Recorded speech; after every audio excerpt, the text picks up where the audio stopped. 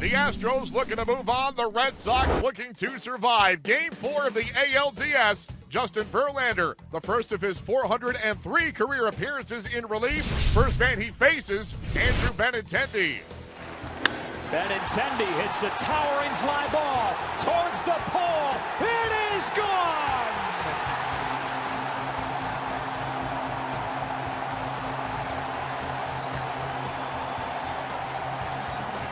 The first batter that Justin Verlander faces, the 23-year-old rookie Andrew Benintendi, crushes a go-ahead 2-run home run.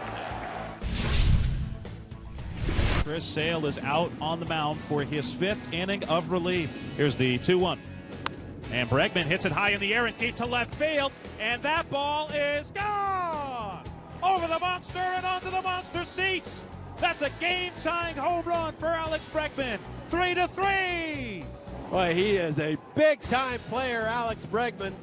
Second time he's taken Sale deep in this series, and none bigger than that in his entire career for Alex Bregman to tie it up for Houston here in the 8th off of Sale. Maben at second and Springer at first. 3-2. Reddick bounces one into left for a base hit. Throw to third, not in time, and Josh Reddick has given Houston a 4-3 lead. With a 2-out, 2-strike base hit to left. Great at bat by Josh Reddick right here. Trying to come in, leaks back over the plate, just takes where it was pitched, takes it to left field. Because the runners are running, because of the ball is to the left of Benintendi, no shot at throwing him out at home. Cam Maven's already around third well before Benintendi gets the ball. Tries to throw the guy out at third, but too late, and the Astros are back in front. Kimbrel's set. Delivers. And Beltran lifts this one in the left field. Benintendi is going back on the warning track, and that's off the monster. Gonzalez scores. Gurriel in the third. An RBI double for Beltran, the pinch hitter. And the Astros lead is 5-3. That's why Beltran wasn't the DH to start this ball game for that matchup off of Kimbrel. What an at-bat that was. Fouled pitches off, finally gets something to his liking, and off the green monster. It's insurance time at Fenway Park. Houston 5, Boston 3, last chance for the Red Sox. A line drive to deep center field that sends Springer back onto the track. It's off the wall. It ricochets wildly. Devers on his horse. He's given the wave. He starts the ninth with an inside the park home run. The Red Sox within 1, nobody out. And the last hope for the Boston Red Sox is Dustin Pedroia. He'll battle you. 3-2. And Pedroia hits it on the ground right at Altuve. Second baseman up with it. Throws to first. And that is the ball game. And that is the division series. The Houston Astros are going to the American League Championship Series. They beat the Boston Red Sox 5-4 and win the series 3-1. The Astros advance to the ALCS as they secure their first postseason series victory since winning the National League pennant back in 2005. Against the teams they could face in the ALCS, the Astros went 1-5 versus the Indians in the regular season and 5-2 against the Yankees. Well, the emotion is great on the back end. It's pretty agonizing during the game, and we're pretty exhausted. But you know, what an emotional day for us. Obviously, it was a big game. You got a lot of different things working throughout the whole game, really from the very beginning. So, was it going to rain? Was it not going to rain? You know, the two big boys, Sale and Verlander, both get into the game. Everybody did well, and it was nobody really wanted to concede the game. So, in the 8th inning, you know, the Bregman homer was really something that, was very emotional for our dugout. I think that Chris Sale had pitched so well for that entire stretch.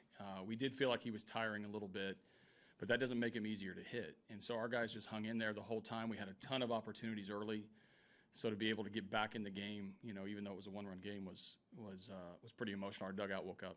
You know, we felt like that we could win this series, but we knew it was going to be tough. And we get out to the 2-0 lead, and then you come to Fenway, and it's just a different animal. These fans, they know baseball. They're excitable. They know the moments, and it's a tough place to play. And then you play a couple close games. You know, they stretched their lead yesterday, but it was still a close game till the end. It's not easy to close these guys out. So, hat tip to the guys across the way. They played extremely hard, but our guys just stayed the course. Just tried to grind away, swing at good pitches. That's the whole plan for me.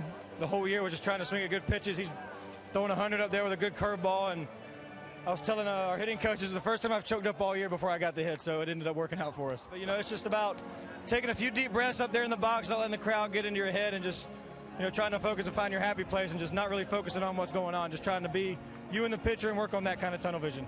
I was 0 for 10 going into that at bat in this series, and Alex Cora and Beltran, a few of the guys were like, hey, it only takes one swing, and that's what this team's done all year long. We've got each other's backs and we've battled, and how about Beltran coming in and getting that insurance run? That was unbelievable. Can't even put it into words. Carlos, Brian McCann, Josh Reddick, we signed all three of them this offseason. They've instilled a work ethic and a confidence with all of our younger guys that we didn't have last year, and we're going out and showing the world now. Yeah, I spoke to them. I guess in short, it's always tough when you end the season so abruptly, but extremely proud for the way they compete, the work that they put in for 7 full months, the way they care for one another, and just wanted to thank them from that, for that. But it's just you go 100 miles an hour, and then all of a sudden it feels like you face plant into a wall when the season's over. So that was pretty much the message. Typically, we're so accustomed to seeing a lot of swing and miss when Craig is on the mound. They fought off some good pitchers' pitches to get deep in counts, and then we're able to put some balls in play.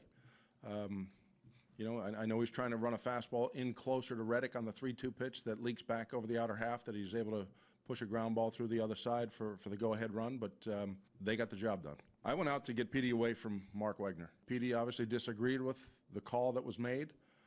I did not argue balls and strikes, and yet that was a little surprising when I was ejected at that point. So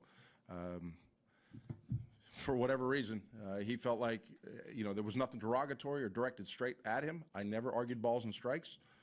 It was a really quick hook. The reason he gave me, he goes, I'm not going to have you stand here and yell at me. I said, I'm trying to get my player away from him. It was more important to me that Petey remained in the game, and the rest took care of itself.